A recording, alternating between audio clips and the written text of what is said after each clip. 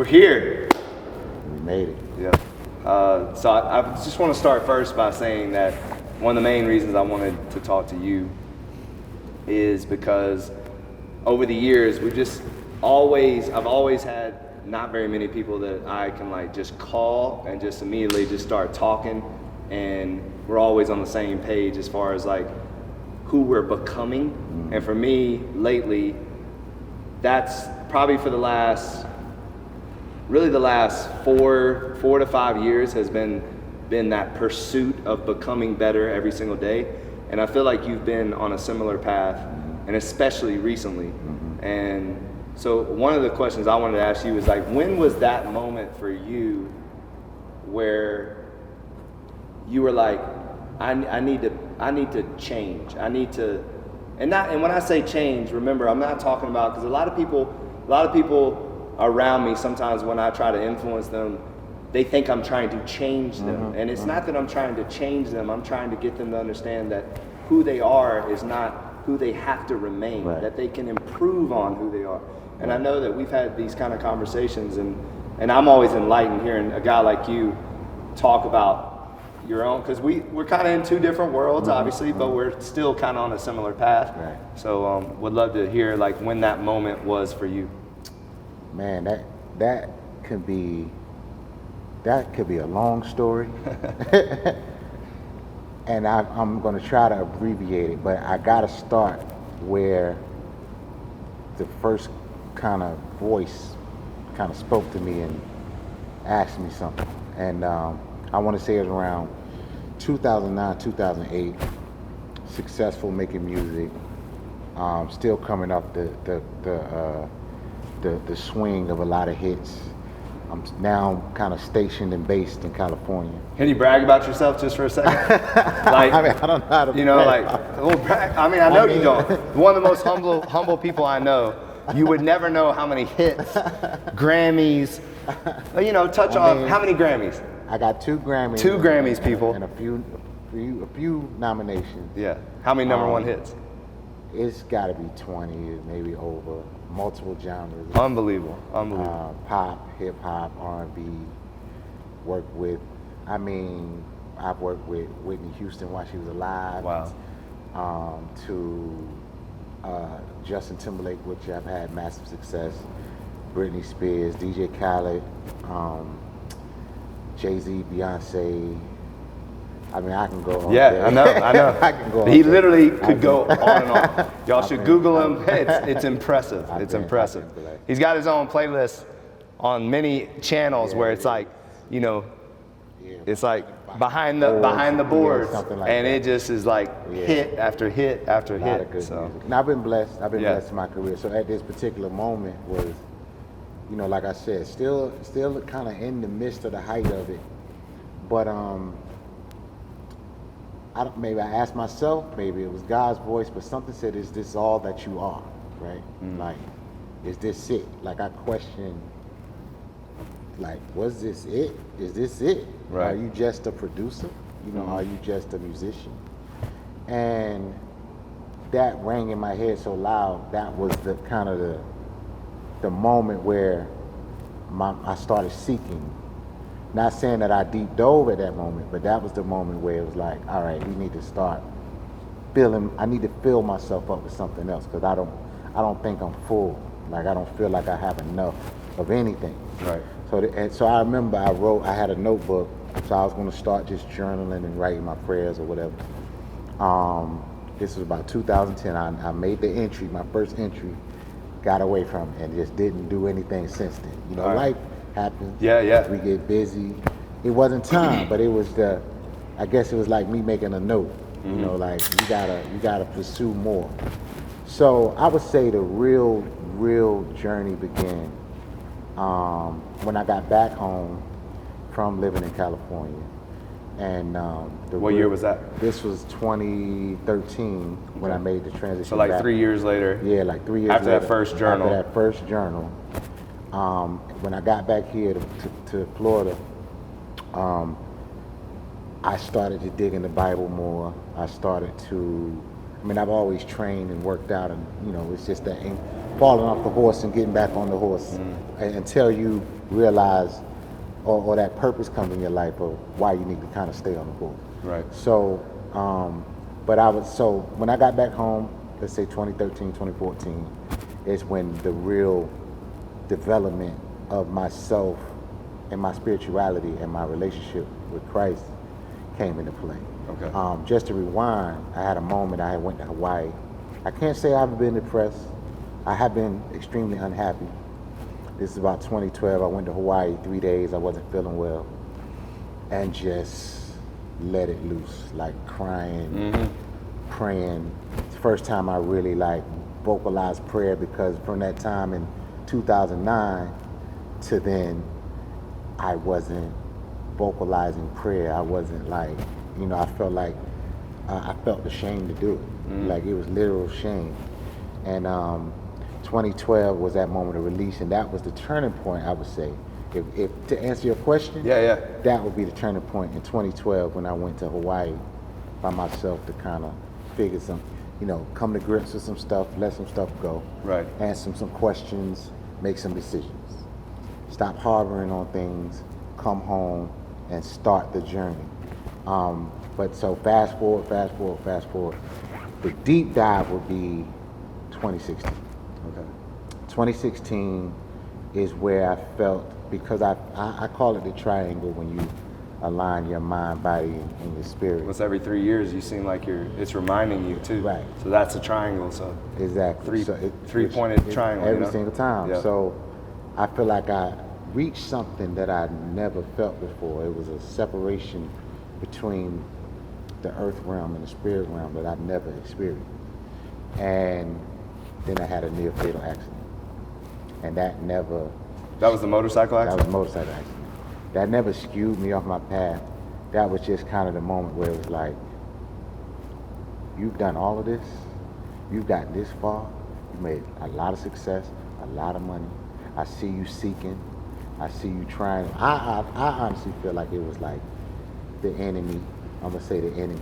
Right. I realized I achieved something that he was like, no, he done figured it out. And I honestly feel like that accident was kind of like a assassination attempt. It was we can't let someone like him figure it out. Right. So after the accident, and I'm giving you the abbreviated version. No, I feel you. But after the accident. And the accident, I mean, it almost killed you. It almost, right? yeah. If I didn't wear a helmet, I was gone. You were on, tell them what kind of motorcycle, because just so they understand. I was on a sport bike. Yeah. These bikes go like 220 miles an hour. Yeah. It's ridiculous. It was the newest. If you've seen the new Top Gun, it's the bike he was riding in Top Gun. That's the one I had. Yeah. All right. So it's the same bike. Yeah. And the thing is, I wasn't speed. I wasn't doing anything crazy. It was just, some freak thing because I don't have any recollection of it. Like, right. I don't know anything that happened to that to this day. But it happened. So be careful, be safe. My advice, just chill. Well, motorcycles in Miami to me don't mix. It's the worst thing. Because I drive trucks. Yeah. And I don't see y'all. Like, you know what I mean? Like, and it's not that we're driving recklessly. Right. You cannot see certain. There's so many blind spots with motorcycles. People don't respect a bike, and they treat it like it's a regular car. They still cut you off and do things like it's a car.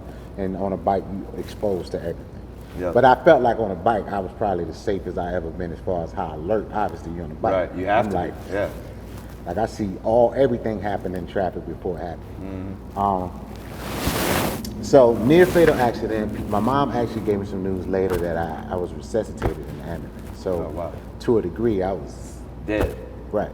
So that, even though I felt like my purpose was kind of activated, that really put things in another perspective, because it was like, you were brought back here.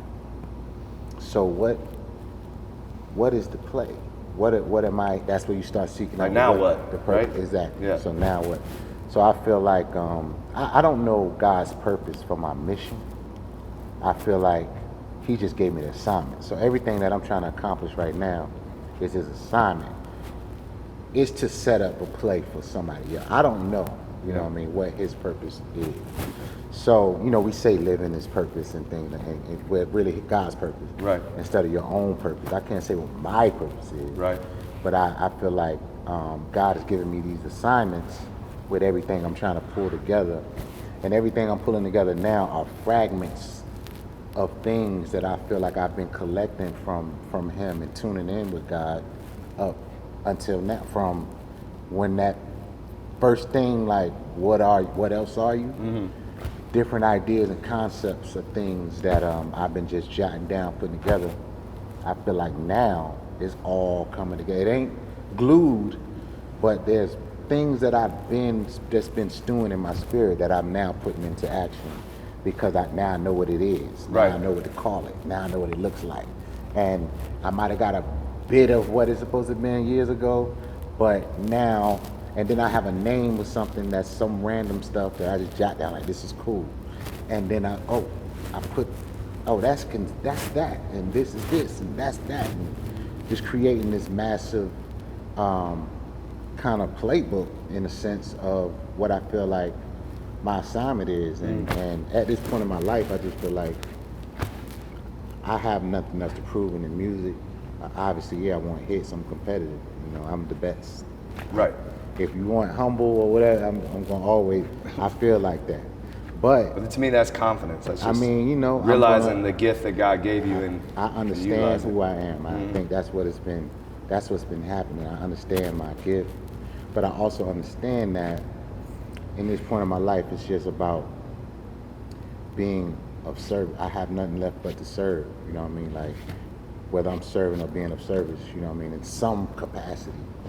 So everything I'm developing now is to kind of create an ecosystem of opportunity.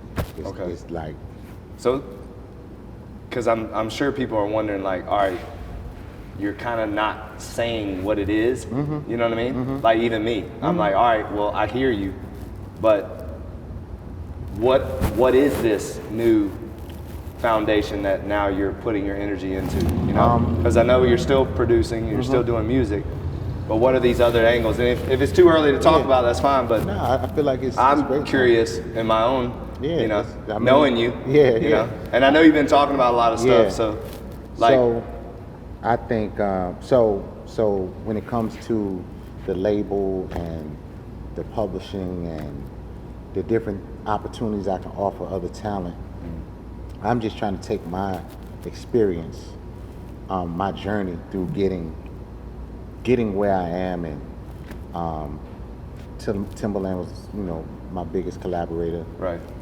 So I'm taking my journey up to that point from the musical aspect and putting that in an application form. Okay. So I've been working on an app called Realm. Yeah, like world. No, I love it. Yeah. So just a creative realm, and I pretty much started to roll it out in November. We're getting a lot of activity, but at the same time, I'm doing the coding. Okay. So I'm coding the actual app. I actually looked at some screens and slides yesterday that I was like, you know, it's just crazy when you have a vision and you see it. You know, I mean, you obviously, you know, right. I know what you've been building here and the work you put in. That's why I highly respect you, number one, and what you're doing here, because visionaries are the most misunderstood people on the planet. You know, nobody understands why you up at 4 a.m. Right. Or why it took you 6 years to make a shirt, exactly, a t-shirt. Right? So. And why you so adamant about it has to be like this. So we don't compromise, you know, like you can't. True creatives, true visionaries, real entrepreneurs do not compromise the vision, no matter the time it takes, no matter the obstacles, no matter the lost friendships. Like, we're so obsessed with arriving where we think we should arrive that we'll do anything it takes to get there. And then that, like you said, that's why we're misunderstood. That's why sometimes we're not liked, because we put, and I've been saying this a lot lately, we put ourselves first, not because we're selfish, because we know if we don't put ourselves first, we're doing a disservice to those that rely on us. And that's the thing, when you're at the level that we're at, and obviously you're at a higher level than me, but there's so many people, there's a downstream of people that we literally provide for them. Like we're paying people that it's taking care of their families, their wives, their kids, sometimes their grandkids, you know, like whatever. So I mean, I love that you said that. And then I would like to hear about, maybe talk about, because I've struggled with this too, is when you're the talent, and then now you have to like be more than the talent. Like now it's not about you producing something. Now it's about coaching and teaching someone else what has gotten to you to where you are today, and trying to mentor them into now hopefully accomplishing what you've accomplished and then some. Like, because I know you're like me, like we actually want them to do better than us. 100%. It's crazy that they don't see that. Yeah, it doesn't work. You know, because why would we be giving them, we're like giving them the blueprint. Like, hey, if you do this, you will be here. But for some reason, you know, so talk a little bit about the struggle of mentoring, and also maybe bring in a little bit of background of how you were mentored and how that's influenced you on then now you becoming a mentor. Because it's all about, like, I had mentors, and then you reach that stage in your life where then you become the mentor. Right. So I think it is a struggle, like to when you know, becoming the mentor and the teacher, and you have to first, you got to identify what it is in the student that is teachable, and you know, you got to let people come into their own, and it start with desire. You know what I mean? Like, and that alone stretches across everything that we're talking about right now. If you don't want it for yourself, I can't want it for you. Yeah, I can't want it for you. So it starts with that, you know, somebody who is taking the initiative, asking you questions, right? Kind of taking advantage of the studio. In my case, the studio space. Yep. Like showing up early, staying late. Right. You know, showing up on days where nobody's here. Even if I tell you, yo, go take the day off, and you like, nah, I'm gonna chill. Right. You know, or I'm gonna sit in there with you. You know. Do you have those moments where? Because I have these moments all the time where someone does what you want them to do, and then you're like, oh, that's my guy. And then the opposite, someone does, and then the disappointment. For me, it's like, it devastates me, because I've been pouring into them, and then I give them a little test, like just a little test, and they just drop the ball. That's the part, and we'll get back to it. So let me ask you this. Yeah. How do you protect yourself when you know that you've given, or you're becoming, you get to a point where you're starting to give a little bit more than you need to give? It's like, what's that happy medium of pouring yourself out the right amount and protecting yourself? Because there's a lot of energy that we have to protect and deliberate through multiple things.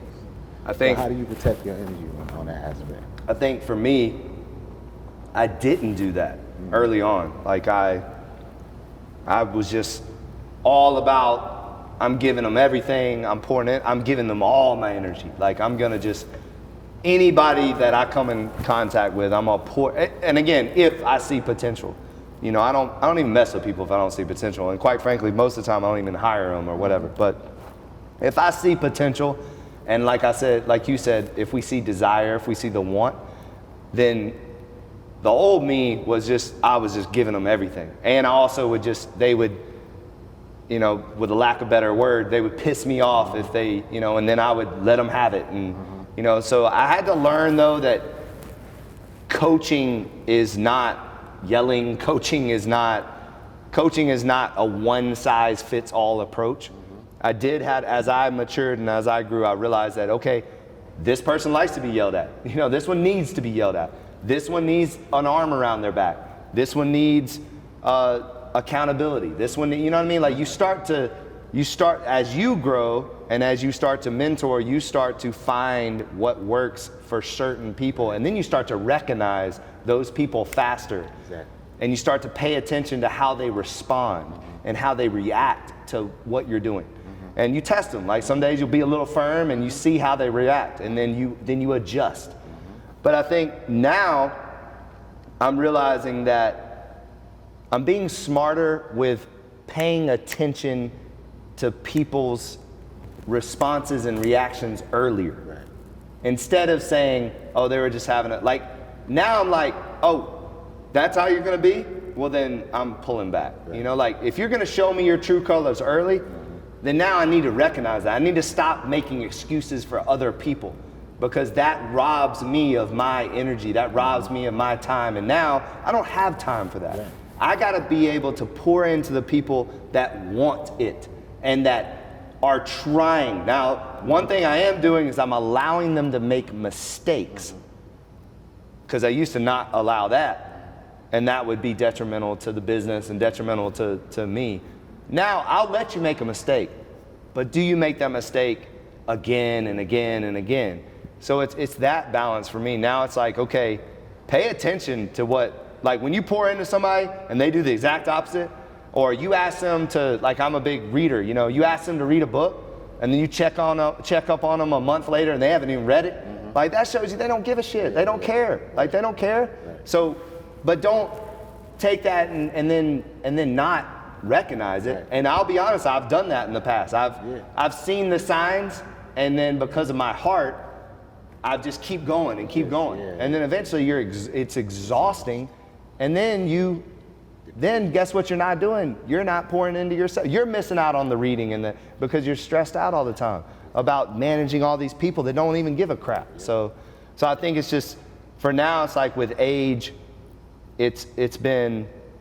I am now being a little bit more picky with my time and who I'm pouring into. And it's like, I'm not pouring into you if you don't show me that you care. That's you know? what it boils down to for me, is I kind of let you show me what you want to put into it. And once I see that you have committed, on your own, then I'm right there to help pull you through. You test them? I think I got my way. I can't think of any off. I'm a big tester. Like, I think I do have shit my all ways, the time. you know what I mean? It's probably wrong, but I have test my them all ways. the time. It's definitely It's easier when you have a brick and mortar business. It's psychological. Okay. I think I throw a lot of psychological stuff out there to kind of see how you want to answer something. Yeah. Or, stuff like that. But again, it's kind of allowing that person to want it or desire. Like me coming up, one thing for sure wasn't gonna happen was let's just bring Tim into it. Yeah. I was gonna outwork him. That was just what it was gonna be. Right. If I know he coming to the studio at 8, 9 o'clock, I'm getting there. We got studio today? Yeah, we got studio today. I'm out at 3, 2 or whatever time we, I got 5 hours to go crazy before he get, because I know he ain't coming until 8, 9 o'clock. Right. And that way I'm prepared, and I think, so by the time he get there, I got all type of stuff going on. And I feel like after a while that allowed him to see, I don't really gotta press the gas to get up here to the studio and be super duper creative, every day. So it was just that. Around him, I got to see a lot. I see a lot of what I wanted, what I shouldn't do and should do. Right. I didn't have a lot of verbal tutelage from him. It was just visual. But I think hearing you say that, though, like, it's a good example for other people to realize, if you have a mentor, if you have a boss, or you have somebody in your life that you want to aspire to be, like, hey, I want, because you hear it all the time, like, I want to be like that guy. But then they don't pay attention to what that person is doing daily to put them in the position that they're in. So it's not about necessarily getting time with that person, getting talks, sit downs, meetings. That's a whole extra blessing. Exactly. Like if you get that, then that's great. Exactly. But are you paying attention to the people that you want to be? Are you doing the things that you see them doing? Like what I've never understood is everybody all the time asks me, how do I look like you? How do I do this? y'all see what I do every day. Like, you know, you ask me and I tell you, but then you don't want to do it. Yeah. So that's not going to happen. It comes down to the work, you know. And it's another friend of mine that we talk about this all the time. And you know, we have families, and we trying to figure out what you know, with my siblings and my immediate family, like, what can we do to get them to the next level, or some of your friends. And you just like, what it comes down to me is work. Nobody wants to do the work. Well, you said it best. I love what you said just now. You were like, no one is going to outwork me. And what I find now is that people want to do everything but work. They want to find every way. Like, I see a lot of delegating. You know, I'll ask somebody to do something, and then they'll ask somebody else to do what I asked them to do. Like, Right. Or they wait to work. So another thing is that I was just having this conversation with somebody, is that waiting is a waste of time. Like, you almost sometimes have to move towards something and work towards something just to spark something. Like, and I use this example all the time. I used to tell the trainers all the time about cleaning the gym and how important it is. And it's still one of our 6 C's of legacy. And it's amazing to me that every single good cleaner in my organization is successful. Anybody willing to go in there and wipe a toilet, vacuum the turf, do something that the janitor is supposed to do, they always are some of my best employees.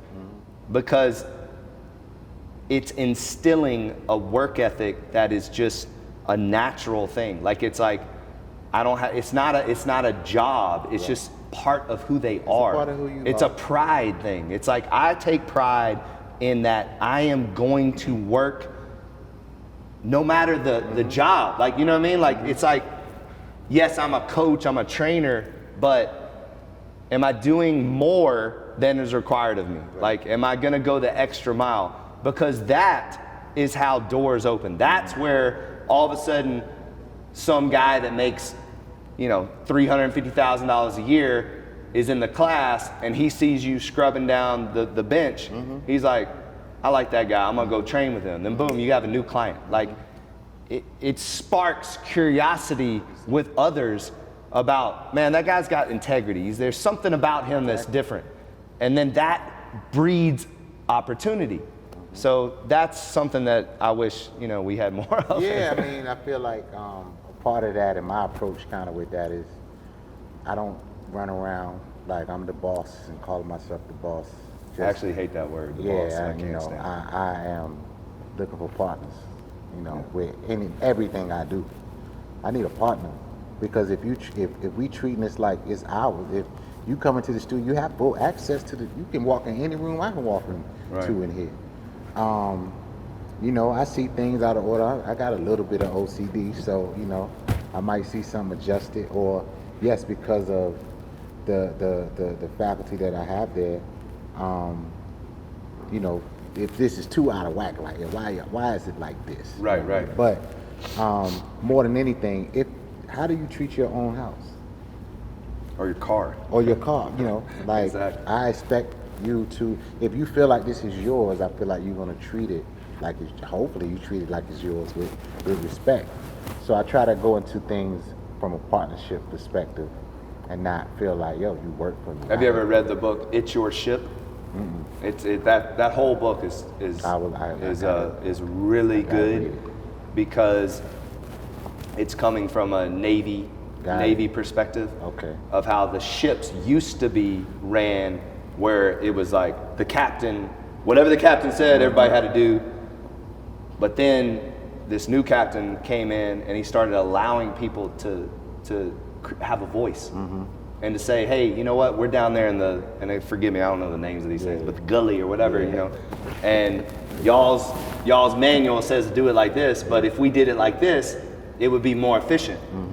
And then sure enough, so he ended up creating a ship where everyone had a voice and everyone had input, and then it made the ship better, and it made it more efficient. Right, in a tip-top shape. And that's what you want on a team, Right. and that's what you want for your organization. Right. Is you want voices, you want ideas, you want innovation constantly, and you need to allow the front desk girl to say something. You need to allow a member to say something. Like if you think that you're too big to learn something from anyone, Right. then you're missing the point. Like we can all learn from each other. Right. One of the things I say lately is the most genius thing I can do at this point is make space for another genius to say something. Like, I might strike lightning, catch lightning in a bottle in the next 10. I might. Right. But I might have somebody else around me, that. And correct me if I'm wrong. And does this happen with you? Because I'm always fascinated of how y'all come up with. Because I'm a big creative. Yeah. And I love music, but I'm certainly I don't know how y'all do what you do. Yeah. Do you find yourself when you're with these other producers and other DJs and other singers and songwriters and things like that? Do they ever? And I'm assuming this happens because it does in my life in coaching. Do you like hear a word or hear a sound that they do that then sparks something that you could take that and then run with it, right? All the time, right? That's the power of creating. Of collaborating. Collaborating, right? So that's the point of it. Yeah. Hopefully you do something that take me somewhere else or vice versa. Yeah. And that is the reason, and that's why I believe in synergy and everybody kind of being on the same page, working towards the same thing. Because my success and the records that have been success is because of the synergy in the room. Right. And I said this before, you don't hear what you're hearing on the records. It's not the music.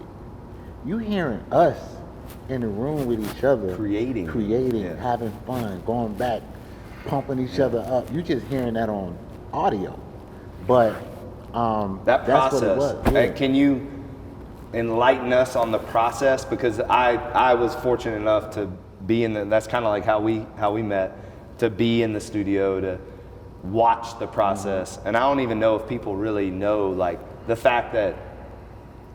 So like what's the biggest song you've done? So I'll give you a good story. Yeah, give me a good This story. is a pretty good story. All right. Let me take a sip. All right. By the way, NDO H2O is fire. The can is fire. The water is crisp. This is a vision. And I didn't ask him to do this either. It's And he comes from Virginia, so they know. There's a saying, right? Something in the water. Something in the water. Something in the water in Virginia, because they be producing athletes, musicians. There's something about Virginia there's something magical about Virginia. So tell me the story. So I'll say this. So, Future Sex Love Sound Project. All right. Justin Timberlake, y'all. Justin Timberlake, Future Sex Love Sound Project. 5 of those records were created the tracks were created in like a 2.5, maybe 3-hour jam session with me, Tim, and JT, just pulling up sounds and those records were. And by the way, like, I remember getting that album, and it's like I was blown away by these new sounds that we've never heard of before. You know what I mean? It was so, like, as a music lover, and I love Justin Timberlake, obviously. I think every man has a crush on Justin Timberlake. But every white guy wants to be Justin Timberlake, And I'll never forget putting that album in and just being like, what is this? So it was on the fly. Sexy Back was created. It was just Tim started with it. This one sound, and I'm like, I ran Harriet program the drums, and then the kind of the other little things we added. We literally was just going back and forth. Sexy Ladies, same jam session. That's like we'll cook up something. It's like, all right, we get that out. It might be 20 minutes of audio of just us slapping it together. Yeah. Then it was Summer Love. I played it on my IG the other day. He pulled out the drum. I'm playing the keys. That's why some of the things have the same sound. Right. Because we was. Well, it was a very synergy might be the word. It was a very synergenic CD. Like it was very, like it took you on this particular musical journey. Right. It wasn't all over the place. Yeah, it wasn't all over the place. It was like almost like one song, but in such and a how fantastic we tied them all way. together. So yeah. we had these jam sessions. Then it was like "Losing My Way" was one of the songs, and that's at like the end of the project. And in the time was one. So like those 5 or 6 records was just us. And how does JT write? He write. I witnessed. Does he write as it's being created, or does he have to hear the whole thing as it's first? being created? As it's being created. And this particular moment, it was just jamming. But then he goes back, and I witnessed. And does he get in the booth and like freestyle, like I kind of? witnessed this man with no paper or anything, pretty much spit out that whole album. Wow. Off the dome, like Jay-Z style. Yo, I think I'm like the only witness that seen Wow. this. You know, it was. And that's incredible to me. You like know, he'll incredible. pace around.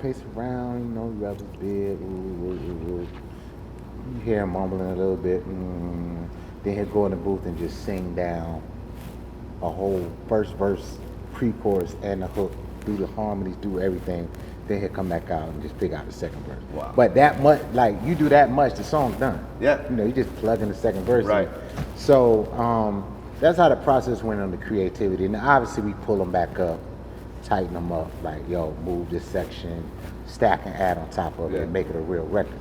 But the first, like 5 or 6 of those records was just us slapping stuff together. And by the way, we only did, the 10 songs we created are the 10 on the, it ain't no extras. That's crazy to me. And that was kind of how we worked. And it's, you know, it's no rhyme or reason to creating and collaborating. It's completely different now in a lot of different ways. Everybody got the new instrument in the studio is a laptop. So, you know, the last thing somebody gonna have is a guitar or instrument. Does that, so as a musician, does that kind of drive you crazy a little bit? A little bit. And you play everything? I just play drums and I play keys. Okay. I fiddle around on bass, like I can find my way. Yeah. But drums is like your drums thing, is right? drums is my first love. That's the instrument if a drum set was in here, I'd be like, hey, what up, man? And then you leave. I'm going to play the drum. That's awesome. That's my first love. Keys, I love as well. I'm a melodic person, and that came from playing in church. Okay. More so as a necessity because my pops had got his own church, so I had to start playing. That's right. I forgot your dad's a pastor. Yeah. And so I started in Virginia. In Virginia, nice. Yes. He has ministries in in Ghana and El Salvador too. Do you think that, because I know it has been in my life, like having really Christian parents and Bible believing parents, you know, I feel like it's almost at an early age, it's like we just move differently. You know what I mean? Like it's like my mom never stops praying for me, and you can literally like, you know it, you feel it, like you feel like you have favor in your life, but then it's almost like it's like, you know, you're like, Mom, you there? Like, you know, it's like it puts a little bit more what's the word I'm looking for? Accountability, but like I'm drawing a blank. I think you just kind of, you know, you get instilled with right and wrong from a spiritual aspect. That's exactly what I was trying to say. You know, and you're just more mindful about just what you out here with. You're more sensitive to your actions. Exactly. It's like you realize that it's bigger than earthly consequences. Exactly. It's like a soul consequence. Exactly. So when you go to make decisions, you're not thinking like the normal person. You're actually thinking on a spiritual level. You're not thinking about the earth level. Hit it right on you know? the head. And that I just carried that. Whether I was conscious about it, I think now I'm conscious about it. I think that light went off, just letting y'all know. I'm conscious about that now. I wasn't before. Yeah. I mean, it was subconscious before. Right.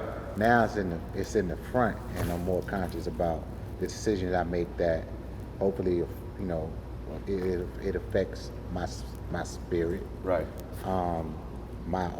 Ultimately, I want to be in heaven. Ultimately, you know, I want to make sure I'm leaving the proper mark on the planet as well. So that's why I say earlier, going back to what I was saying, at this point, I think everything is about how to be of service for me. It's like I'm definitely in that same space. Whether it's in your career, and like I said, I'm starting a foundation. Okay. I don't know if you ever, like I said, there's fragments and pieces of things that I do and that I've done that might not have had a rhyme or reason, but it's something that I believed in. Right. And I had this whole volume brand that I had the volume hats and these T-shirts, but now I'm gonna just make that a non-profit organization. Is there a particular purpose of it? So what I want to target is through the church, through the body of Christ, I would say, being the church, partnering with the church to do different things within the community. Okay. Back in your hometown or anywhere? Anywhere. You know, it's more like, you know, just a foundation, having the funding to be able to also venture into missionary style things. Okay. So, partnering with the church, if there's, you know, like you took me to VU, you know, and having a conversation with that pastor and like letting them know what I'm trying to do. If there's a young, obviously I do want to target the youth, but also the needy. But like I said, partnering with the church. Instead of doing a toy giveaway just on my own, right, partner with it, find a church that I. Well, like you said, there's power in collaborating. Exactly. So you can reach more people. I can reach more. So I'm just taking that. My success was collaborating. Yeah. And taking that and just expanding that process in everything I'm doing. You know, with Realm, the same thing. You know, collaboration-based application for creatives in the music business, not artist-driven, but producers, engineers, writers, beat makers. So basically, DJs. Everybody behind the scenes that don't get the love that they need. Exactly. That actually do most of the work. Those people. Yeah. Which I love. That's great. Those people. Volume Foundation is something geared towards the collaborating with the church, finding youth within the church to maybe give a scholarship to, you know, if a family in need, building funds. Is there a website? All of that's been developed in real time. I'm basically I had to nail down the financial structure, how I wanted to do it. I know what the branding is, but as far as the name and the visual, the mission statement I have is about 70% complete. Then, you know, all the backdoor stuff, and then I want to do the site. So what's going to happen is I have a link tree on my IG. Yep. And I'm going to just add it to that link tree. So perfect. you'll be able to see it. You'll be able to give. It'll be a public, you know, forum. You know, it's not a privatized foundation. Yeah. So that, and ultimately the goal for that is just to be able to, hopefully, you know, we doing things where we feel like we're going to come into $1 billion. Right. I want to be able to take what I would give to a church through my foundation, hopefully get some other people, other partners, and I ultimately want to build some sort of school. I don't want to call it a school. I haven't figured out what to call this yet, but I know what it is. It's a place where any age of child, from, you know, kindergarten to teenager, you know, can go and start to find their gift. I feel like my advantage in life, and the reason why I'm here, is because I found something I was passionate about at 9 years old. Early, right. Yeah.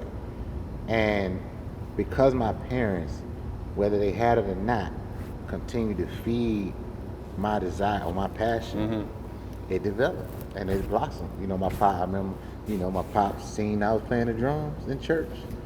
He went and bought me I'll never forget, it's a clear like plexiglass drum set.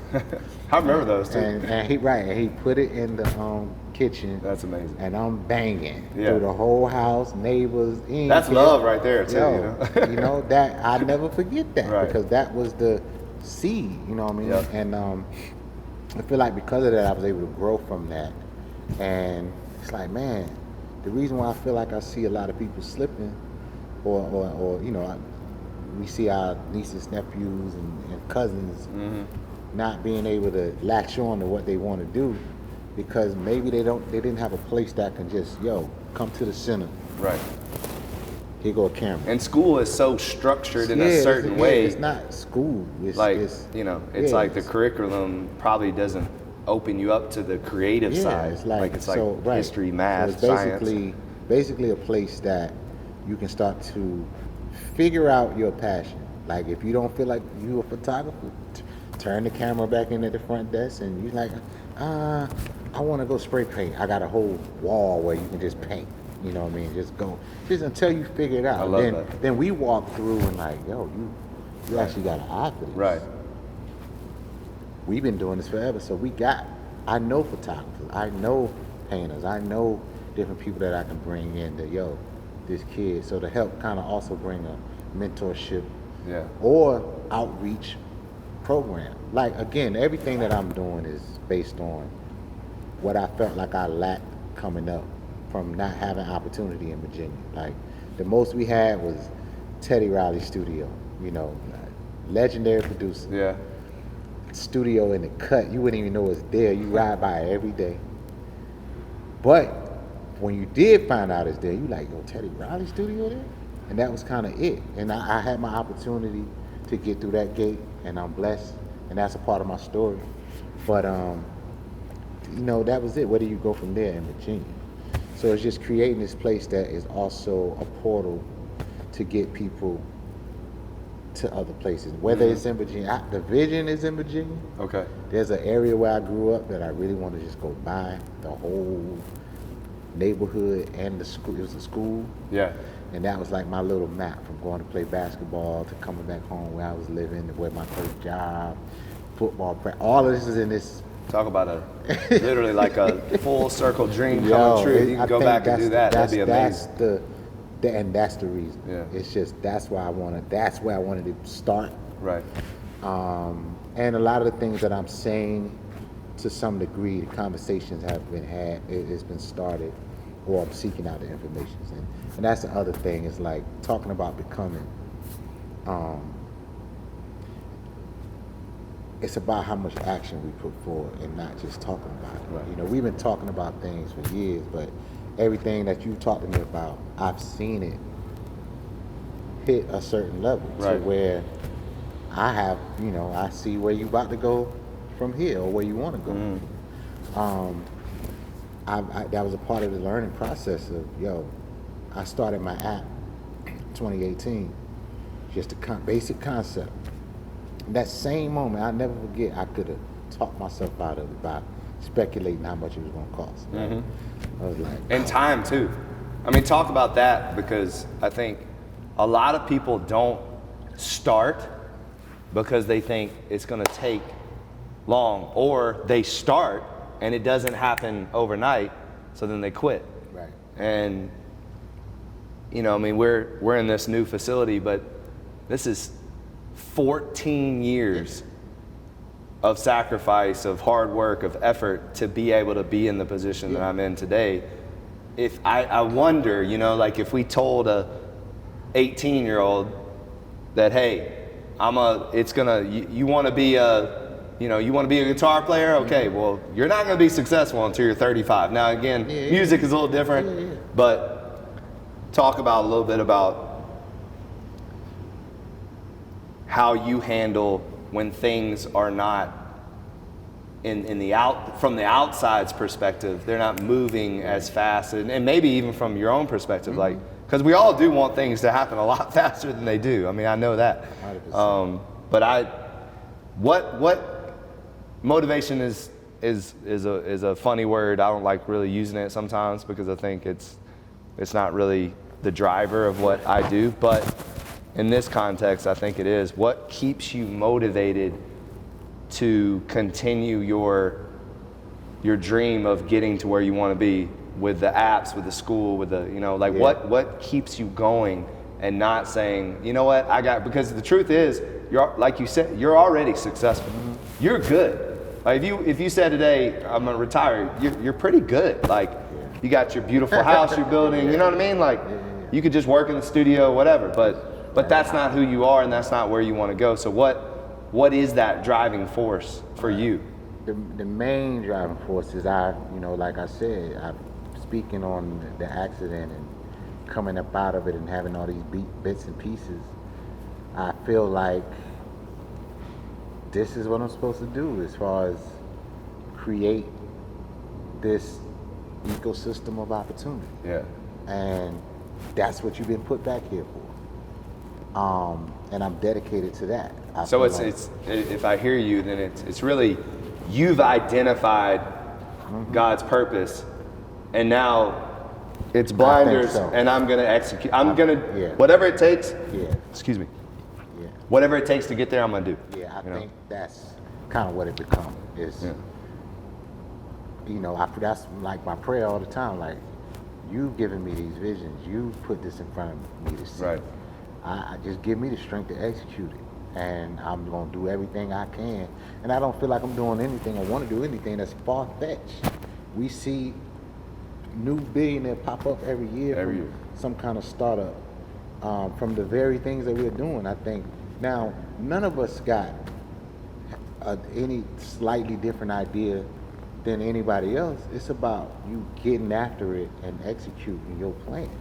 So that's number one, is just fulfilling what I feel like my mission is. And that's where, even going back to the original question of where did your life change? When I realized or feel like this is my mission, I just started to feel like I cannot achieve any of this stuff, this big stuff that I'm talking about, if I'm going to continue, if I'm this person right here. We've had this conversation up in your office. That's actually, you just kind of like, that was really going to be my next kind of like pivoting point is, and you basically just said it, but maybe elaborate on it, is that, so you're here, you want to be here. What does that look like?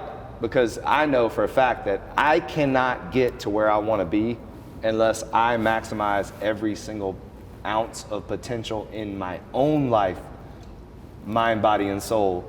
If I am not operating at the highest level myself, then I'm not going to influence those around me. So what are the things that you feel like now you have to do? And by the way, you look great. Thank you. And I know we'll get into the fitness side of it a little bit too, but just talk about a little bit about the commitment to yourself. Yeah. And that commitment is what is going to get you to where you're trying to go. So one of the things was I turned 42 next month. When it turned to 20, I know we had this crazy pandemic year and all this stuff, but that year of 2020 was just, I was super hyped. Not for the year of 2020, but for the decade of 2020 to 2030. Okay. And I just felt like I put a 10-year plan together. So in my paper, I got every year what I'm trying to accomplish, and kind of a schedule where I would like to be in the next year. I'm on year 4. Everybody talk about what they're doing this year and New Year, all this stuff. I'm on this is year 4 of my 10-year plan. Obviously, year 2020 being year 1.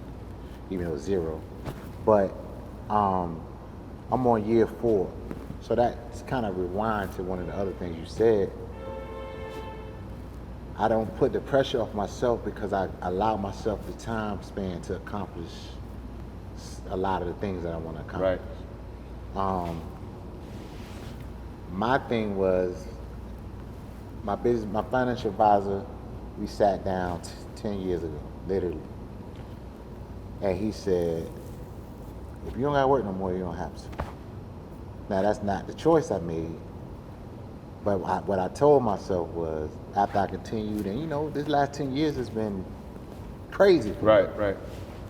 But I told myself that opportunity for someone to tell me that ever came again, I'm taking that deal. Right.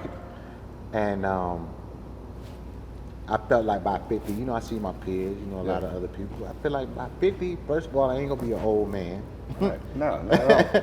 Especially Not nowadays. If I take care of myself and do what I'm supposed to do, I should be the best I've ever been. I hope not. I'm 5 years away from that, so we ain't. Look better now. Not you always look good, but you look remarkably good. Like every year I see you, you know what I mean? So that lets you know it's possible, right. You know what I mean? To look better and be better as a person, as a man, but you got to do the work. So that's what it came down to with 2020. I said, one of my homeboys, we was in Bahamas working on JT. He just was like, what's the plan? And I'm telling him the plan. I'm like, I know that. Yeah. He's like, what's really the play? And I was just like, I'm looking around. We looking at $200 million yachts, and it's ridiculous. And it's not, that wasn't my goal, but it's just quality of life rang out, right? So that's my number one priority. And then I said, an internal thought was, if I lived the first 40 years of my life this way and got here, drinking a little excessively, eating a little, on and off with the training, eating whatever I want, maybe smoking a little weed pen, distracted. And by the way, I'm not the worst. And this is coming from a person who I consider myself even then a very disciplined person. Yeah. But there's levels. Right. How can I live the next 40 if I really, really cut out some of this other stuff? If I really, really took the drinking down to a minimum, if at all. If I really, you can't smoke no more. Let's leave that alone. Let's get uncomfortable. So that's where you came in. I'm meeting you here at 7:30 in the morning. Right. Which means I had to get up at 5:30 and do everything that I don't want to do because I know I'm not going to achieve what I feel like I'm supposed to achieve if I'm not being optimal on all levels. Right. So one thing I try to do is spiritual counseling, youth as from a life perspective.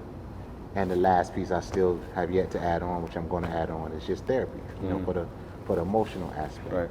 I am aware of the traumas, not specifically what the trauma is, but the things that I have gone through. I was a young kid getting thrusted into the music business and super successful on a high level, young. What was your money coming your way? Yeah, when did you first taste that real success? It was I was 24 I think, or 25. We had just did Nelly's Promiscuous that came out, and so you were really young. Yeah, I was 24, and that was again I didn't go crazy, right? But we pick up habits, right? And that's 20 years, 20 years of. So I achieved something that I felt like I'd never achieved before 2016 with this alignment. I haven't felt that since, but I felt like I was supposed to feel that, to know if you apply yourself this way, maybe you can walk in that light all the time. I love that. And so that's really been the challenge. And since then, obviously I had different things I had to deal with. I got stricken with some anxiety out of nowhere, flying. I got on a plane, had a panic attack, had to get off. And the next few trips after that, I'm on the plane, I'm wrecked. I had to get off one more time. And then, that's where I went and seen the psychologist. He prescribed me some Xanax. Oh, Lord. Right. Yeah, not good. Yeah. Now, I didn't go down a rabbit hole, all right. but I don't have an addictive personality. Yeah. But I'm not going to be naive to say that I didn't get addicted to alcohol or the weed pen. Anything you use obsessively, it's an addiction. Right, exactly. So You know, from the accident was the first attempt for just to throw me off, then the anxiety, and then I'm leaning on these things that I never leaned on before. And I'm in sessions, I'm drinking, things not going how I wanted to go. Just, you know, you lean on other substances instead of leaning on what you should be leaning on. So I got through it. 2020, I still dealt with it a little bit, but it was the beginning of my plan and the beginning of making a commitment mentally to, yo, you just can't eat that stuff anymore. Right. So it's over. You can't drink this stuff no more. Talk a little bit about, because, you know, we're obviously in a gym, my background. I think a lot of people this would help them because I've always like kind of wondered why certain individuals are super, super successful and super talented at one thing, but yet they don't seem to figure out how to apply it to themselves and their bodies, you know, like they're massively successful, and I'm talking from lawyers to filmmakers to, sorry, Blah, I had to stir you out there. You know, because when you do what I do, you're only dealing with elite. You're only dealing with high-end people. So, again, lawyers, filmmakers, producers, singers, songwriters, athletes. And what do you think it is? Like, or better yet, I mean, obviously you can't speak for everyone and what they're so, but speak to that for you and what that's looked like for you, and then maybe now, because I'm seeing the dedication, I'm seeing the change. What was your biggest, by the way? What was your biggest point? What are we talking about? Recently or? What was your biggest? My biggest ever was, I don't know if this is accurate, but I can tell you what the scale did. All right. The scale went around the 300. Oh, damn. And it went around the 2. Did it do the? Yeah, it did that. It did a full 360 and some change, like, you know what I mean? And I felt like it read about like 300, 310. And the thing is, I get. And how old were you when you were? I was young. I was 20.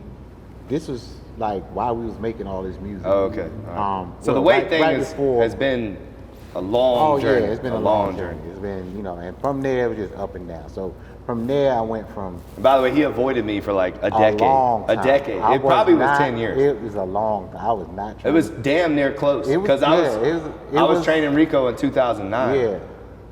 Yeah. And I met you around that time. 2018 is when we started. Yeah, so it took him 9 years for me to him to hire me.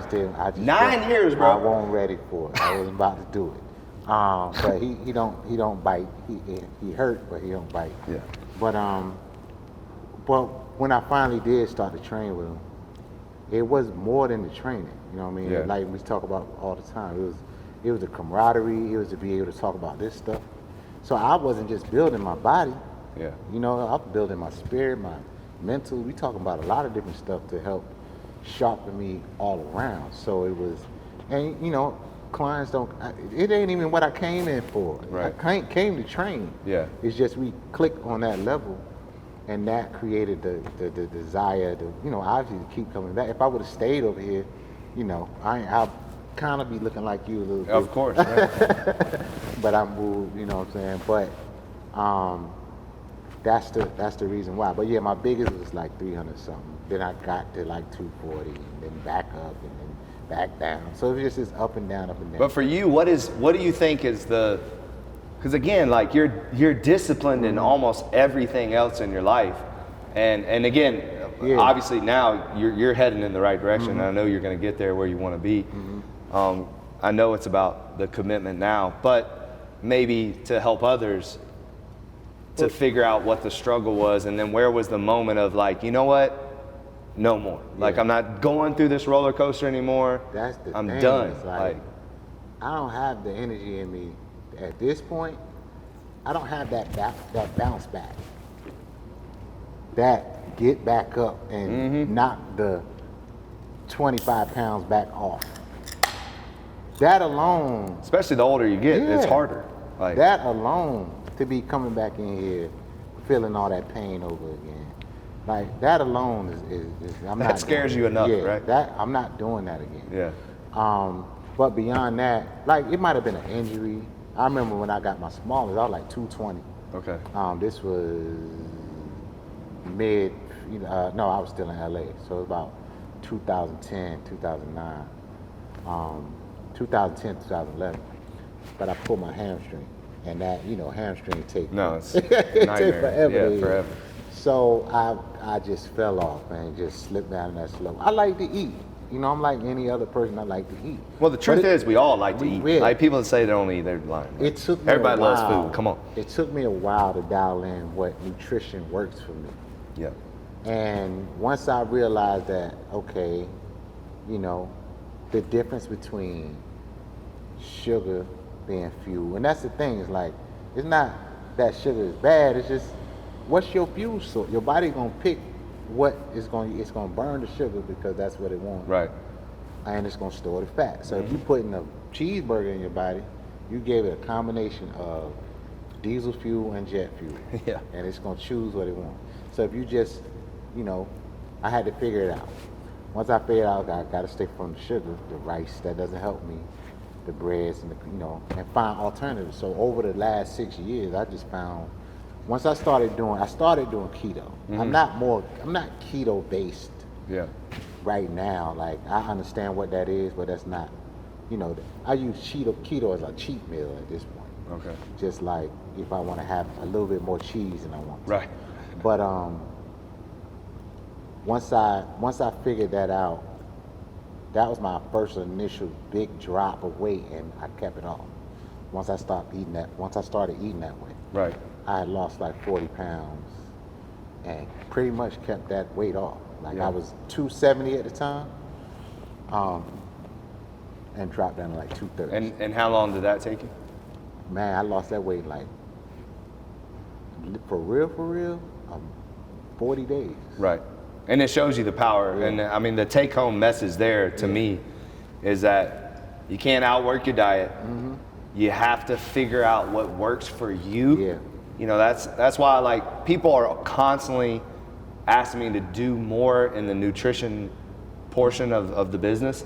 Hey, you need to come out with this, you need to do that, you need to tell people what to eat and whatever. And the truth is, the reason why I stay away from it is because it really is an individual thing. You gotta find what works for you. And that is a lot of trial and error. Yeah. But it goes back to, you gotta have the desire, and you gotta want to change, and you gotta go through that journey of saying, hey, when I eat this, I feel like this. Yeah. When I eat this, I feel like this. And what I don't understand is when you eat this and you feel like shit, it's telling you, it's talking to you. Yeah. So listen and adjust. That was a big thing. And I do understand to a certain degree, because I'm a peanut butter lover, but it's literally terrible for me. Yeah. And really, all seed oils are terrible for us, and peanut oil is one of the worst. But I love peanut butter. Yeah. But I'm not dumb though, Yeah. so it's like I don't go home and eat a jar of peanut butter every day, even though I literally could, but I don't, because I know it's bad for me. Yeah, so it's like coming to that point where you respect yourself enough to say, I'm not gonna do this because it's affecting me in a negative way. 100%. And it's how you feel. It's like, to your point, you ask yourself, do you want to feel more like this? I'm waking up. I remember when I started, I woke up in the morning, I got aches going on in my body that's like, I'm like, where's this coming from? Food. And then the moment, alcohol. Right. And the moment I stopped doing those things excessively, I felt so, the energy was like, I don't know if y'all, I love comic books, like, and Iron Man 2, the movie, when he made that new element and put that element in the chest, and he just was like, that's how I felt. Like, I felt like I discovered a new element. And I've been very, very conscious and mindful about what I eat. Now, don't get it twisted. I'm going to eat some cookies and I'm going to eat, you know what I mean? But I'm also going to get back up and I'm going to come to the gym and I'm going to squat heavy, or I'm going to do a 3-mile walk or run, whatever. Now, for me, it's just about spacing it out, not killing myself. Right. If I can live this way, again, back to my 2020 epiphany, is live more like this than the other way. Mm-hmm. This is your new life. Have more good days than bad days. Yeah, more good days. That's what I tell people all the time, that you're gonna have bad days. You're gonna have bad days. You're gonna have an emotional eating day. You're gonna have a day where you go out with your friends and they want, like, you're gonna have those days. But the days that you don't have that, are you on point and are you following the path that you say you're gonna do? I cut out all of those trying to get in shape by this time and trying to do this by this. It's like, No, this is a lifestyle at this yeah, point. it's just committing. I just committed to what's necessary, and I've seen the most progress, in a long time. Like the worst shape I've probably been in a long time was when we had a conversation, for some months back. Right. And that was just, we coming off of the COVID year. I'm all over the place. You were traveling a lot. I'm traveling a lot. I'm drinking a lot in these sessions. You slip into the things you get addicted to, trying to find comfort. It's just And what habits. It is. Bad habits are a lot easier to maintain than good habits. my God. Because bad habits typically feel better in the moment. Yeah. Most bad habits is instant gratification. Most good habits is delayed gratification. Exactly. And so obviously we're going to lean towards the bad habits because the good habits, we don't even see the results of the good habits until we consistently do them long enough that they arrive at the end. Right. And then, and that's why most people quit diets. That's why most people quit working out, because it doesn't necessarily feel good in the beginning.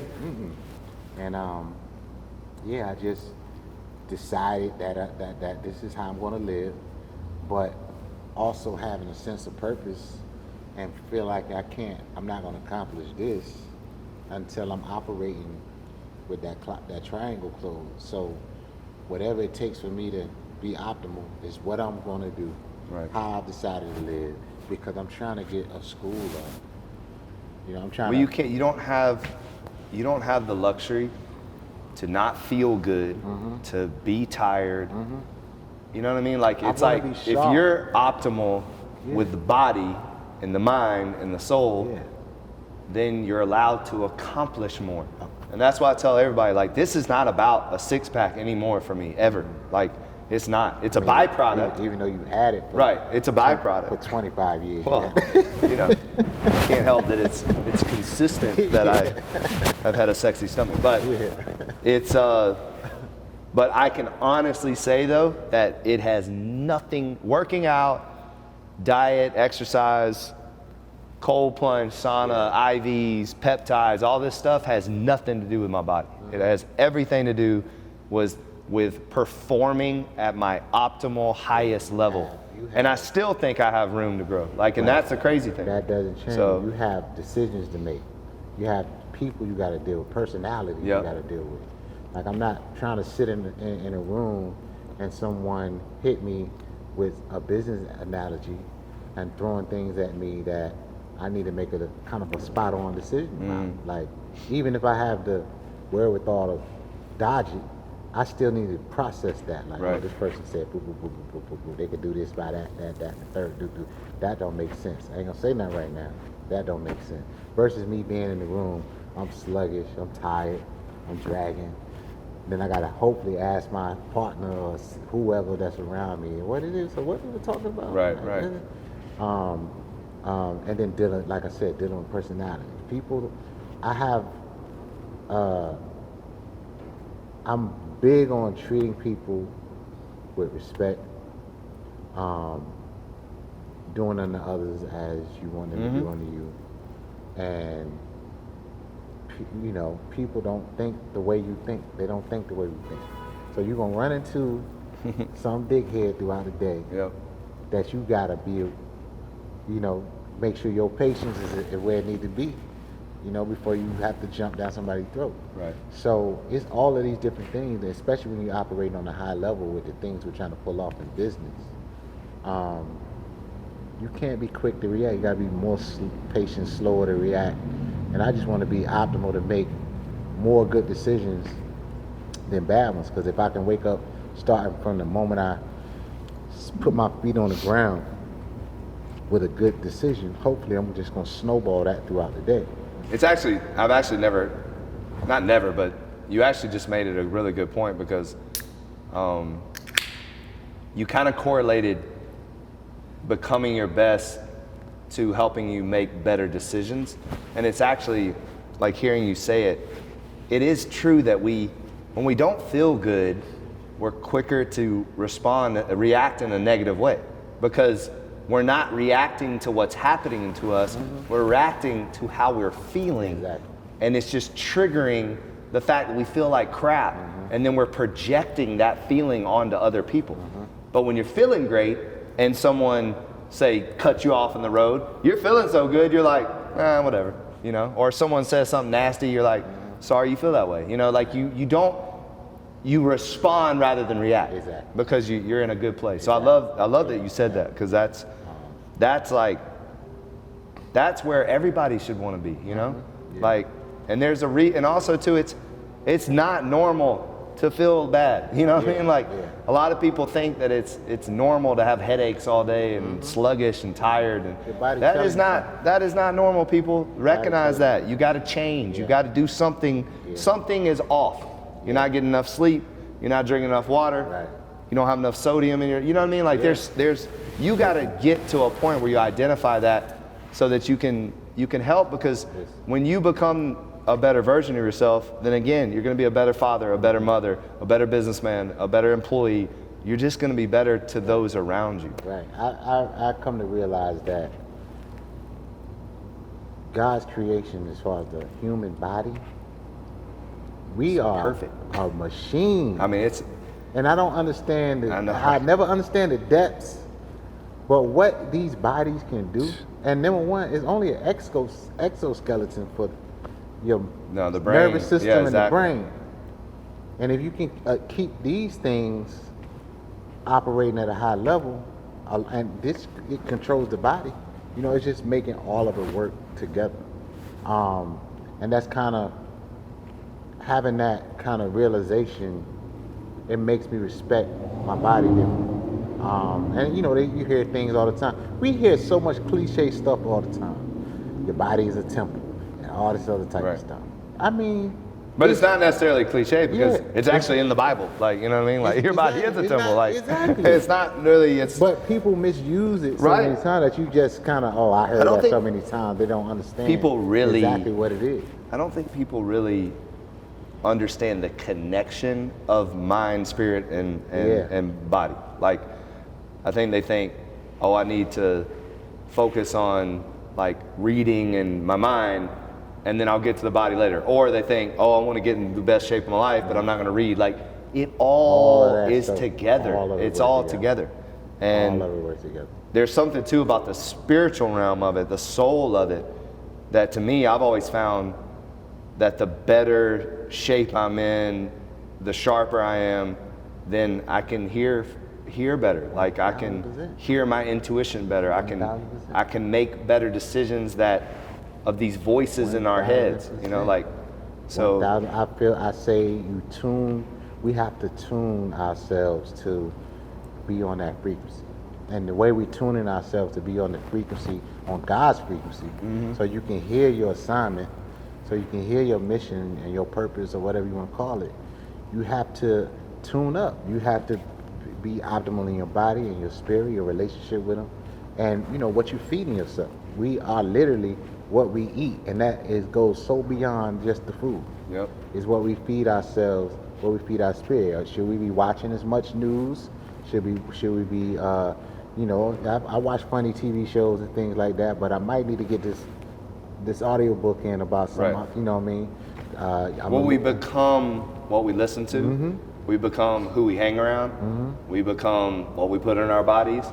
Like, it's not rocket science. No, it's not. What happens to us, the lack of discipline to the decisions we make can be detrimental to the person that we're becoming. You know what I mean? Like, it's like, if you do not have discipline in your life, then that ultimately decides, like, discipline is a decision on who you're becoming. That's all it is. Exactly. Like, it's like, if you don't choose discipline, then you're not gonna become who. So you gotta get to a point where you're determined to choose discipline so that you can become who you're trying to be. I think it comes down to number one also is what are you dedicated to?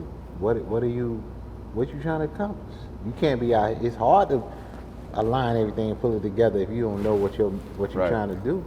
So go ahead and soul seek and take some time to yourself and figure out what it is. And don't get it twisted. I'm not perfect. I'm not trying to sit here nobody's perfect. as if it's I got this thing figured out to a science. I get up and strive every day. I think one of the most humbling things that I've learned is exactly by me applying all of what I apply to every aspect of my being. The humbling thing that I've learned is how far away I am. That right there sits me down and shuts me up. Because no matter how far I've gone, you got a ways to go. I say this all the time, and I tell this story all the time, and Blah will tell you too. It still happens today where I'll see people that I haven't seen in a long time, and they'll come up to me and they'll go, "You still have that little gym over there?" Yeah. And it's the most motivating thing and humbling thing that I can hear, and I love it. Like I actually walk away smiling, and I actually don't even respond with I have 6 gyms. I don't. I just say I still got it. I just like play it off. I still. But it's like those moments for me.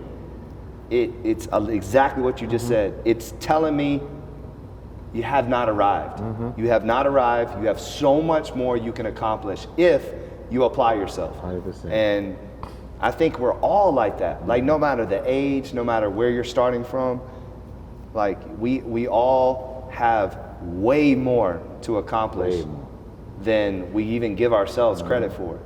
And I think there's a discovery period there. Like you said, like sometimes you don't know what that looks like. But I think if you're not taking action and working towards something. But guess what? If you don't know what you want to do in your life, if you don't know where you want to go in your life, you live in this body.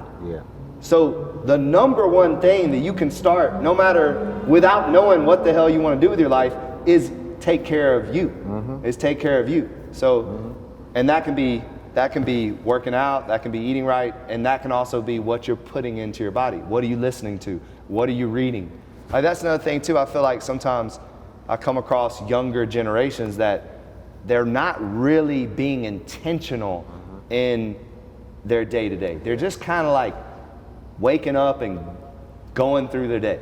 And I think we're lacking intentionality. So let me ask you this, because I feel like even in everything that I'm trying to accomplish is to shave off this awareness that we have arrived at soon. We've been chipping at it for a long time. Right. Some things might have hit us in our 30s that's like, okay, now we tightening up. How do we get some of the kids, some of the teens, early teens to arrive at where we are in their 20s? Like I feel like I didn't waste my 20s, but there's plenty of things that I wish I would have done on the physical, mental, spiritual aspect 15, 20 years ago. I know. You know what I mean? So what do you feel like we need to do to shave the time off? And I have one, I don't have an answer to that. I don't have a theory. I just have a theory as far as why it might not be able to happen. But what do you feel like? I mean, the first thing I think of though is that experiences that we go through often shape our future self. So it's like, if I knew then what I know now, would have missed out on the learning. Right. The mistakes I made at a young age actually is why I am who I am today. Right. So I think it's more about us teaching the youth to pay attention to those moments. Again, it goes back to like us being mentors and not accepting people making the same mistake twice, once or twice. Like obviously some people make it several times, but to me, I think it's coaching or mentoring or pouring into the youth and saying like, it's okay to make mistakes. It's okay to live, like experience stuff. But are you learning from it? And so if it's a good thing, are you taking notes of that? Hey, this works for me. This is something that's good for me. And then when you do things that have consequences, are you paying attention to that and not doing? And I feel like that's what, that self-awareness, I feel like is a very lost art. Like people are not very self-aware of their own bullshit. Yeah. Like how they talk to people, how they, it took me a while to learn that stuff. And so again, I think that I don't necessarily think we have to speed things up.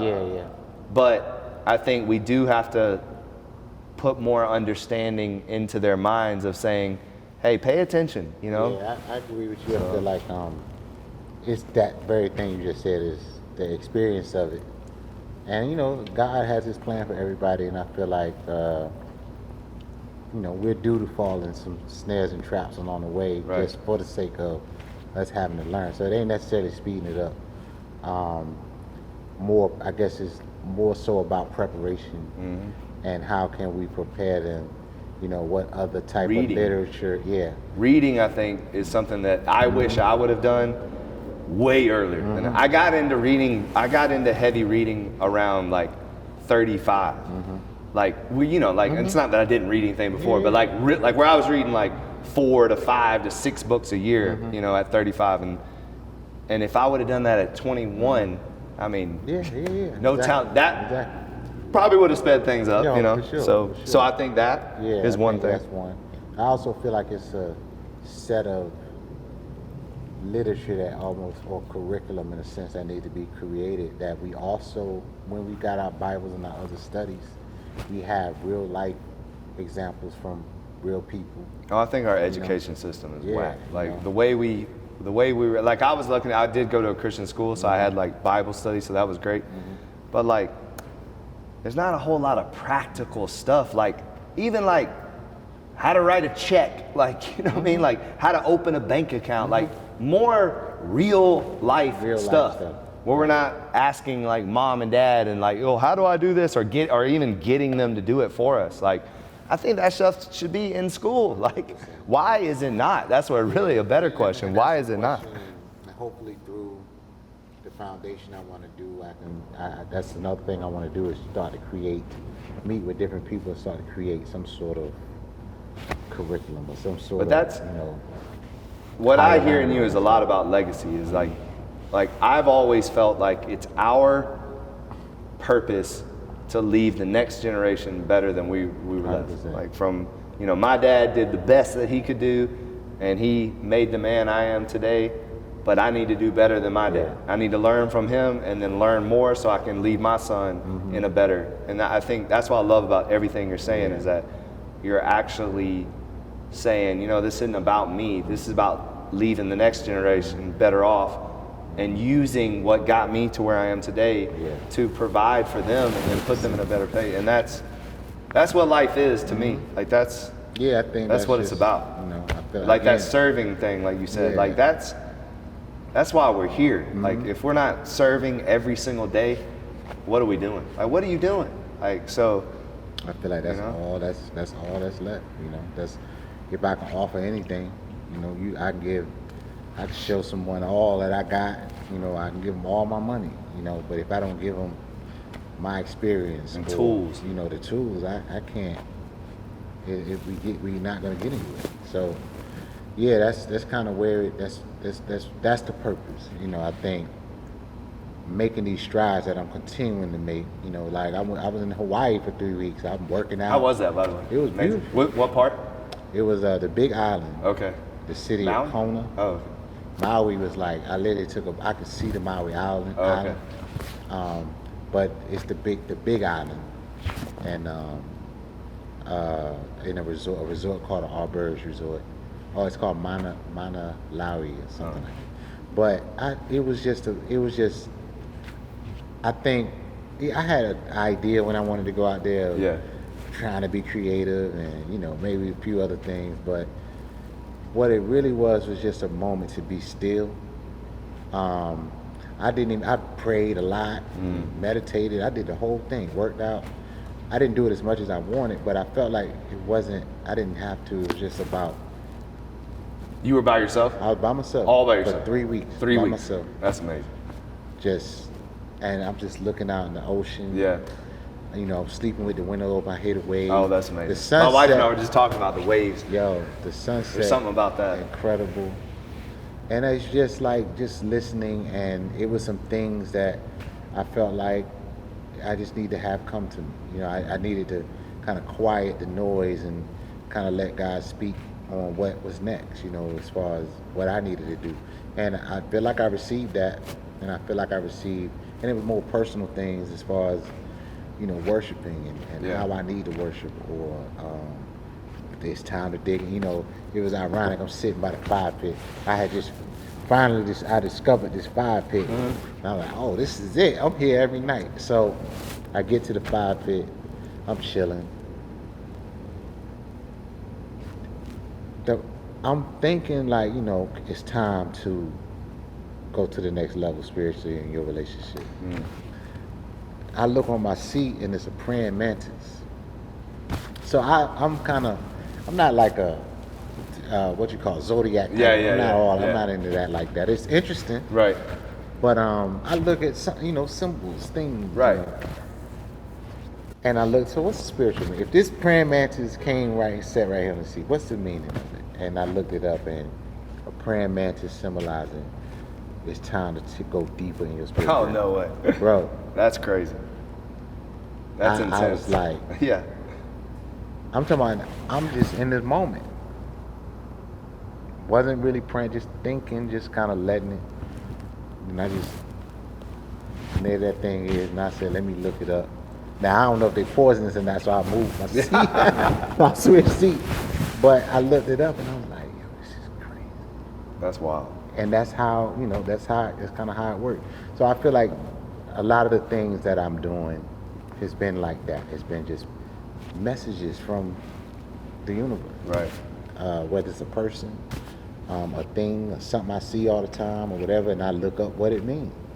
And whether it's a deliberate voice speaking to me or just things. And I feel like what we're talking about, tuning yourself to that, you know, frequency so you can hear this stuff, it's just that. You know, if I'm distracted, if I'm out there on the fire pit and I'm smoking my weed pen and I got my drink, I probably would have been wouldn't even pay attention to the praying. I would have been a little distracted. Right, exactly. That message might not even have hit me, my spirit, for me to then look up at that moment and look, you know what I mean? It would have been a whole other thing. So I feel like all of that goes hand in hand, and the reason why I've just really started to change my lifestyle and the person I've been is for multiple reasons, to be able to hear the messaging, see the signs and the symbols, to get my instructions. I feel like at this point, I just, you know, I'm sure you have had, and anybody who ever get the chance to receive a download, that is like, you know, it's a magical thing. Right. When you chilling and you all of a sudden your eyes open and you just getting an intake of information. You know, I'm not saying it happened all the time. It's happened a handful of times where I've just received the messaging, the instructions to go build it. It had to be like Noah, you know what I mean? Yeah. Like when he had to go build that ship. But I think hearing you talk, it goes back to being present. And when you are drinking and smoking and distracted, Right. Are you truly present and self-aware of the moment that you're in? Are you paying attention to the wind, the stars, the moon, you know what I mean? Like the praying mantis next to you, because God does speak to us in mysterious ways. It's not like he's like, you know, hey Nate, you know, hey bro, and it's funny because we certainly we want that to be right. Because I mean, we think we want that. I've actually screened that before. Like, you know, I've been in a place where I feel frustrated with God that he's not speaking directly to me, but it's like he's probably up there laughing, like I am speaking to you if you would shut up, if you would meditate, if you would lean on being present. And you know, I saw this random video, this you know, these stupid IG reels that we engulf our brain all day long if we're on IG, but It's like 85-year-old man talking about just being present and going for walks. Right. And putting your feet in the sand. And like, that's why I love what you said about the waves. Like there's something about the crashing of the waves that brings calmness on our lives. And you probably sleep like a baby over there, right? And I think we need to do more of that. You know, like he said, and I've actually used this a lot, is like eyes up. You know, everybody's eyes down all the time in their phone, and they're missing so much stuff around them. They're missing real life interaction. Man, you don't know how fast you silence. When you shut your phone down and walk away from it, you instantly are out of the matrix. Yeah, instantly. Like, instantly. And I'm guilty of all of these things. No, we both are. Of course we are. So, we're not like I'm weirdos or anything that we don't get on our phone. TikTok. Yeah, 25 exactly. minutes or IG, and then the more I snap out of it and put it down, it's like, this is where I'm supposed to be, you know, in But I this think real life moment. we should speak on that. Like, people need to understand, like, there is power in putting it away. Yeah. There's power in that. Like, that's where you're gonna find yourself. That's where you're gonna get the It's another device of distraction. Yep. And we have plenty. Like, honestly, that's where all the distraction is, inside that phone. Oh, for sure. Whether it's people you talking to, group chats, talking nonsense, you know, and on social media. Yep. In a virtual world that you don't live in, because the moment you take that down, you right here now. That's you not. with your homie. That's the highlight reel of everybody's lives. It's not even real. Exactly. It's not even real. You know. And That's why I think it's funny too that reels are called, you know, that, you know what I mean? It's like kind of ironical. Yeah, like it's like 100%. this shit ain't real. Like, Yeah. come on. Yep, 100%. But yeah, I think that's another thing that, you know, we have to throw into our daily list of new habits and things that we're trying to create is allowing. I'm not trying to tell nobody don't be on social media. Just allow yourself that time. Just give yourself a break every now and get off of like it. some people live on it. Yeah. You know, like they don't even know how to function without their phone. But making sure that, again, like you said, eyes up, and you just aware of what's happening around you. It's like somebody's gonna say something, you're gonna see something that's gonna spark something. We walk by this stuff every day, and I try to, you know, be aware of that stuff, and I feel like that, again, you know, it's got me where I am with all the things that I'm trying to develop. And what I feel like my assignment is in life, you know, before it's all over with. What's your routine right now? Like, what is, like, kind of give me a day. It would be DANJA in a day. DANJA in a day. It's, and I know that adjusts, but yeah, like it a changes, typical day. Changes. If I get the time, it would be, right now I'm still getting back because I was 5 hours behind. Oof. So my sleep I'm schedule sure is it's all over the crazy, place. yeah. Yeah. So now when I wake up, I just kind of get to the gym or the beach. I walk the beach because it's right there. Right. So it's like that 3 mile walk if it's a nice day. If I got time, I do the kind of incorporate the 3 mile walk into my workout so I park at the gym, do the 3 mile walk. Do the mile back to the gym, work out. Okay. Back home. If I don't get to do what my preferred day is, wake up first, you know, do your pre-workout, get my coffee, go downstairs and read like 3 scriptures. Okay. Three chapters of the Bible.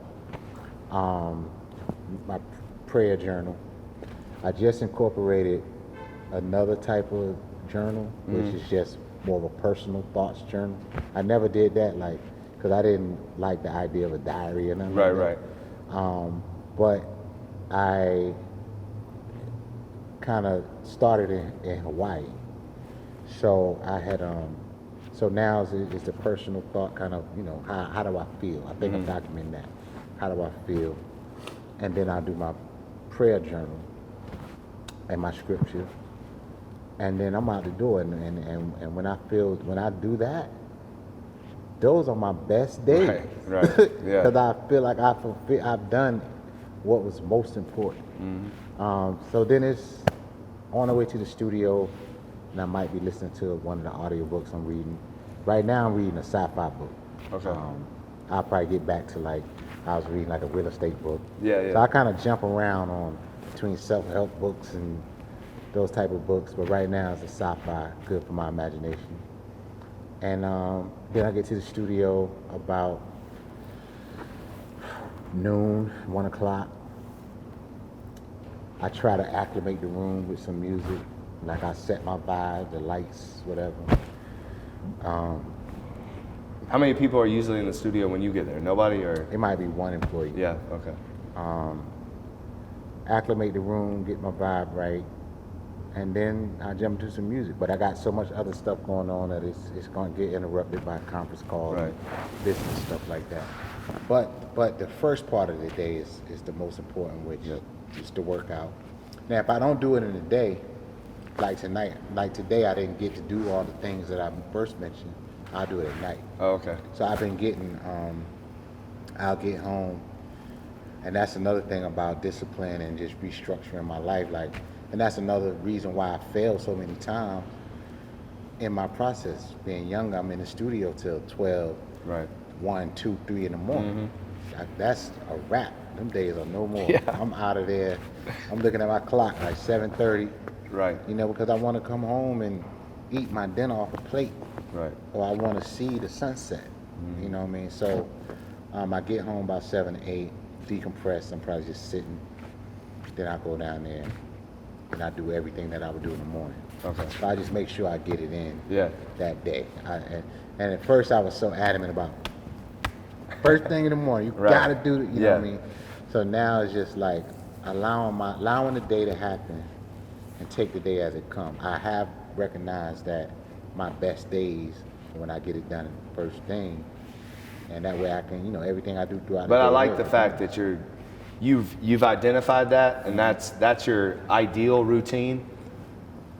But when you miss it, you go back and you do it. And I think a lot of people struggle with that they when they miss it, then they're like, I missed it, and then they just, you know what I mean? And then that compounds. Right. So, and what I learned even going back to get it is it's equally as fulfilling. Yes. You know what I mean?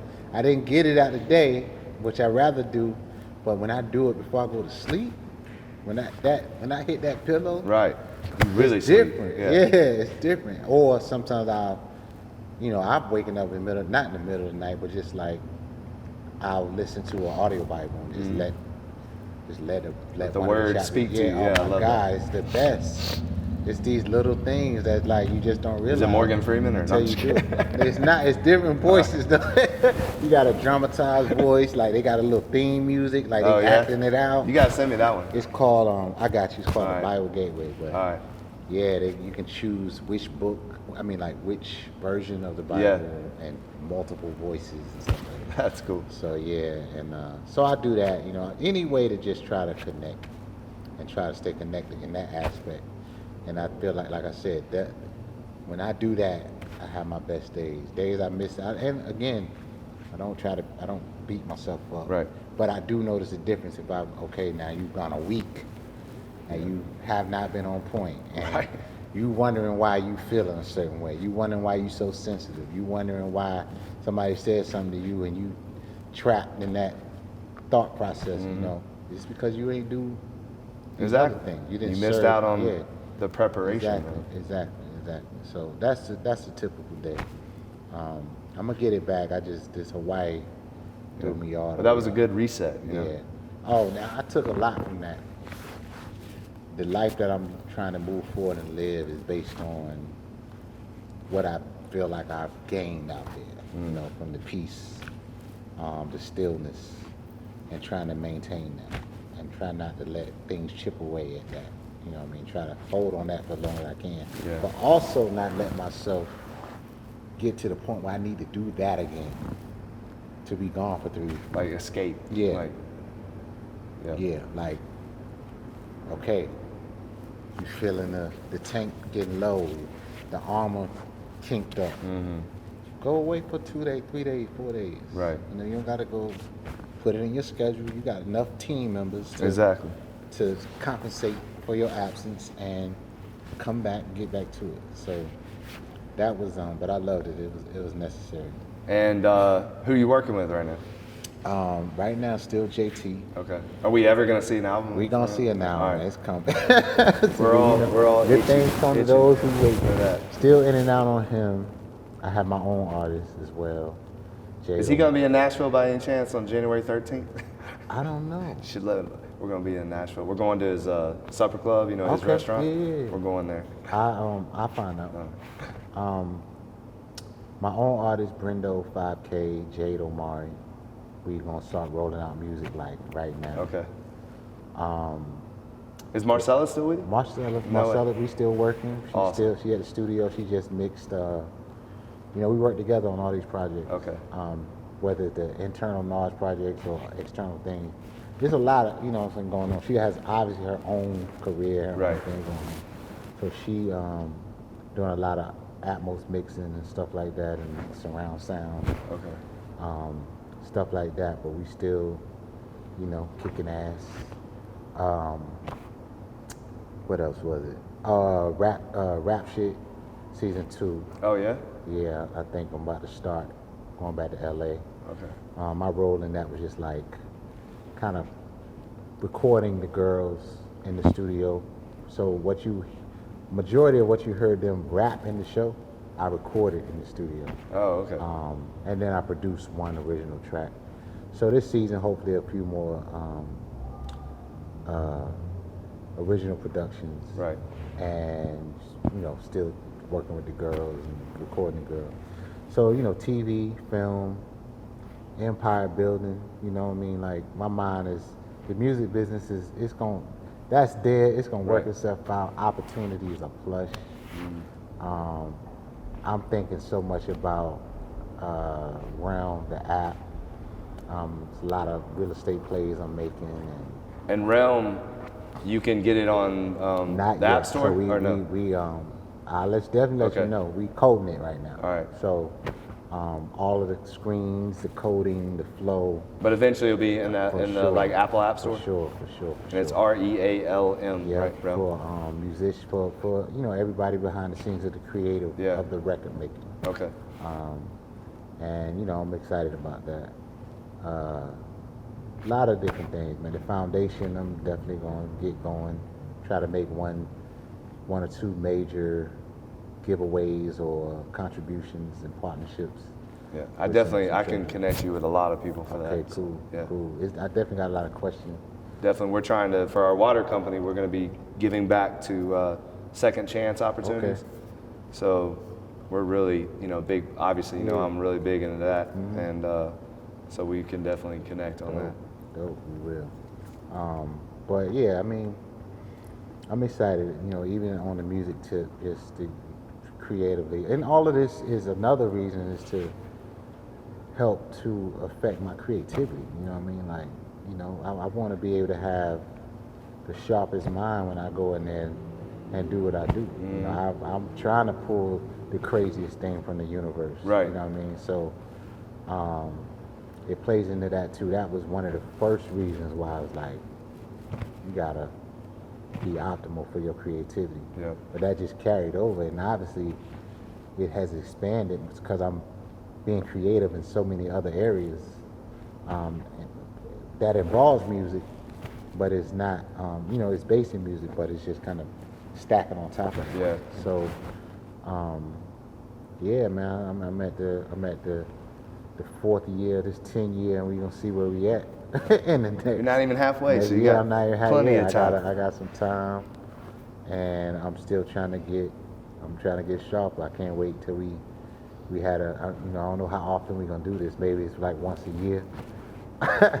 So the next time, I hope I'm kind of looking like him. You will be. We're gonna get you there. No, we gonna keep working, man. We ain't nowhere near done. But I'm always looking to level up. You know what I mean? I'm always even though I hate it, there be days in here I'll be ready to fight this man. Right. Like, for real. Like, bro. Well, it's obviously a love-hate relationship. Oh, for sure. You see me about to die. You still, like, yo, get off my back. But that's what he's here for. That's the point. But again, it's the same thing. Getting uncomfortable in everything. It's just beyond the working out. It's in the eating, building that habit. Of course, I want a pepperoni pizza from Poochie down the street. Right. Of course, but I gotta find an alternative. Exactly. Might be a cauliflower crust Right. pizza, or I make it from scratch. You Yeah. know what I mean? I'm not gonna deprive myself of the things I like. I'm gonna just find another way to do it.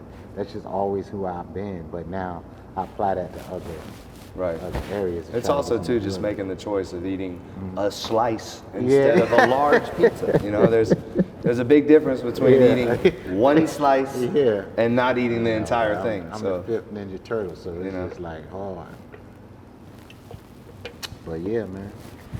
well, I'm excited to see the next 6 years of this journey. Yeah, for sure. And excited to be a part of it because I feel like we're both trying to accomplish big things, and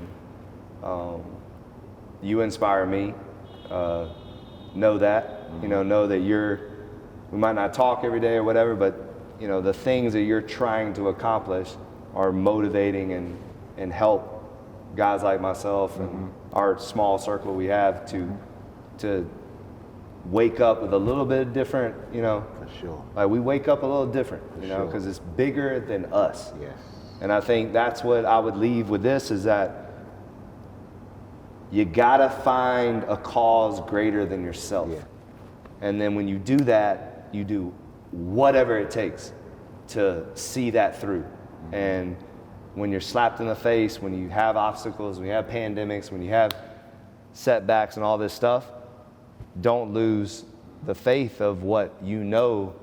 Because if you see it, or you hear it and it's spoken to you, then it's already been written. Now it's just about doing it. And so if we can all walk in that mindset of that, I'm here for a purpose. I've been given a purpose, and there's going to be bad days, but I'm not going to stop. And I think most people, they're chipping away, and right before the breakthrough, they stop. Right. And then they never see the fruition of it. Right. And it's really just that last couple of chips, that boom, the gates are going to open, and that's what I want us to just keep believing in, keep doing, and one day we'll have the B in front of our name. So For sure. know, I think, and just my last thing is, I feel like the other most important thing is just like, a lot of times we might feel like we're alone, right? And we get lost in what we do. That's just what it is. Like tunnel vision, you focus, you drilling away, shifting. But to yell back like, yo, and it's like, yo, to know that somebody is there. I just want to let you know that I'm here for you.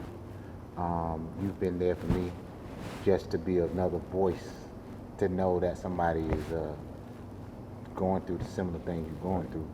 And that part, being able to have someone to fall back on, rally, and just know you got somebody, that you ain't out here by yourself on this mission. And you're 100% correct. It's definitely, you feel like you're on an island, you feel like nobody understands, and it happens all the time. Like I just told my mom, like I feel, a lot of the times I feel very underappreciated, So you gotta lean on the people that get it, and there's a few of them, but when you find those people, then like you said, holla back, you still good, I'm good. I love that analogy, so For sure. that's good. Appreciate All right, bro. you. Yep.